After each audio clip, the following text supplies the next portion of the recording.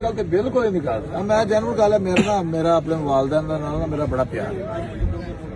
आ साड़ी ना बड़ी आवाजारी बनी है, तुसीं भी वेखिया होना, तुहानूं पता लगा होना।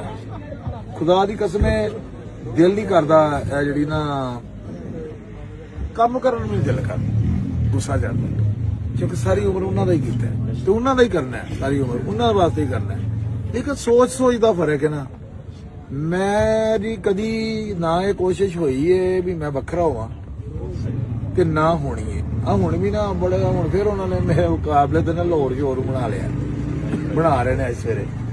मैनू ना बंदे मैनू कहंदे ने यार शोरूम बना रहे ने लोग साहब, मैं यार बनान दिओ, चंगा कि मेरे भरा ने ना छोटे ते वेखो जे उन्होंने भी जे अगर कोई दुश्मन तो नहीं ना बना रहा, छोटे भाई बना रहे ने ना, ते मैं ते बंदे भी मैनू एवें ना चुक दिंदे ने, गुस्सा मैं गुस्से च आ जाना। हालांकि मेरे नाल मुकाबला करदे ने, मेरे भरा मेरे नाल मुकाबला करदे ने, वो मुकाबले तो तुले ने, मैं मुकाबले तो नहीं तुलदा। मैं कहना वा यार भी मेरा उन्हां नाल मुकाबला बनदा नहीं। मेरे छोटे भरा मैनू खुशी हुंदी भी यार वो काम करदे ने। अल्लाह दी कसम मैं इन्हां भरावां नूं ना, मेरी लड़ाई घर दे विच इह सी कि मैं इन्हां नूं ठौना सा, धी होवे सुत्ते उठो ते काम करो, लड़दा सा कोई काम करो, ते वाला साहब ने कहना ਉਹ ਕੋਈ ਨਹੀਂ ਸੁੱਤੇ ਰਹਿਣ ਦੇ, ਕੋਈ ਨਹੀਂ ਆ ਜਾ ਚਲੀਏ। ਮੈਂ ਤੇ ਅੱਬੂ ਨੇ ਟੁਰ ਜਾਣਾ, ਉਹਨਾਂ ਨੇ ਉੱਠੇ 2 ਵਜੇ ਨਵਾਬਾਂ ਤੋਂ ਸੋਨੇ ਦੇ ਚਮਚੇ ਲੈ ਕੇ ਪੈਦਾ ਹੋਏ ਨੇ।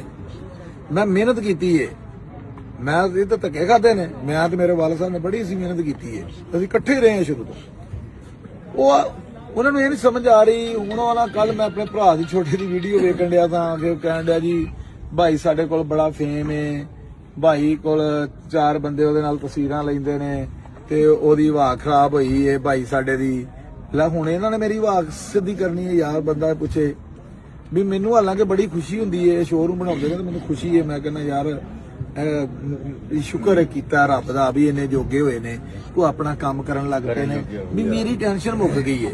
ਨਹੀਂ ਤੇ ਮੈਨੂੰ ਹਾਂਜੀ ਆਪਣਾ ਖਾਨਦਾਨ ਹੀ ਅੱਗੇ ਮੈਨੂੰ ਇਹ ਮੇਰੀ ਟੈਨਸ਼ਨ ਮੁੱਕ ਗਈ। ਮੈਨੂੰ ਇਹ ਟੈਨਸ਼ਨ ਹੀ ਰਹਿਣੀ ਸੀ ਯਾਰ ਇਹ ਕੁਝ ਕਰਦੇ ਨਹੀਂ। ਮੈਂ ਸ਼ੁਕਰ, ਪਰ ਇਹ ਤਰੀਕਾਕਾਰ ਨਹੀਂ ਹੈਗਾ ਜਿਸ ਹਿਸਾਬ ਨਾਲ ਉਹ ਕਰ ਰਹੇ ਨੇ, ਕਿਉਂ ਮੈਨੂੰ ਡੀਗ੍ਰੇਡ ਕਰਕੇ ਅੱਗੇ ਆਉਣਾ ਚਾਹੁੰਦੇ ਨੇ। ਇਹ ਤਰੀਕਾਕਾਰ ਥੋੜਾ ਜਿਹਾ ਗਲਤ ਹੈ ਉਹਨਾਂ ਦਾ। ਇਸ ਚੀਜ਼ ਤੇ ਮੈਨੂੰ ਥੋੜਾ ਜਿਹਾ ਨਾ ਉਹਨਾਂ ਦੇ ਦੁੱਖ ਹੈ। ਬਸ ਮੈਂ ਇਸ ਹੱਕ ਦੇ ਵਿੱਚ ਆ। ਉਹ ਮੈਂ ਕਹਿੰਦਾ ਉਹ ਲਾਹੌਰ ਛੱਡ ਕੇ ਉਹ ਜਿੱਥੇ ਉਹ ਕੰਮ ਕਰਨਾ ਚਾਹੀਦਾ, ਲਾਹੌਰ ਕਰਨ, ਪਿਸ਼ੌਰ ਕਰਨ, ਮੈਂ ਉਹਨਾਂ ਦੇ ਨਾਲ ਆ, ਮੈਂ ਉਹਨਾਂ ਦੇ ਹੱਕ ਦੇ ਵਿੱਚ ਆ। ਮੈਂ ਅੱਜ ਤੱਕ ਜਿਹੜੀ ਵੀ ਵੀਡੀਓ ਲਾਈ, ਤੁਸੀਂ ਮੇਰੀਆਂ ਵੀਡੀਓ ਵੇਖਦੇ ਹੋ, ਮੈਂ ਹਰ ਵੀਡੀਓ 'ਚ ਕਹਿੰਦਾ ਮੇਰੇ ਭਰਾਵਾਂ ਦਾ ਸ਼ੋਰੂਮ ਹੈ, ਛੋਟੇ ਮੇਰੇ ਭਾਈ ਕੰਮ ਕਰ ਰਹੇ ਨੇ, ਸ਼ਾਹਕੋਟ ਵੀ ਜਾਓ, ਮੰਡੀ ਵੀ ਜਾਓ, ਫੈਸਲਾਬਾਦ ਵੀ। ਅੱਜ ਤੱਕ ਨਹੀਂ ਮੈਂ ਇਹ ਮੇਰੇ ਅਲਫਾਜ਼ ਮੇਰੇ ਕੋਲੋਂ ਨਿਕਲਦੇ ਹੀ ਨਹੀਂ ਅਲਫਾਜ਼।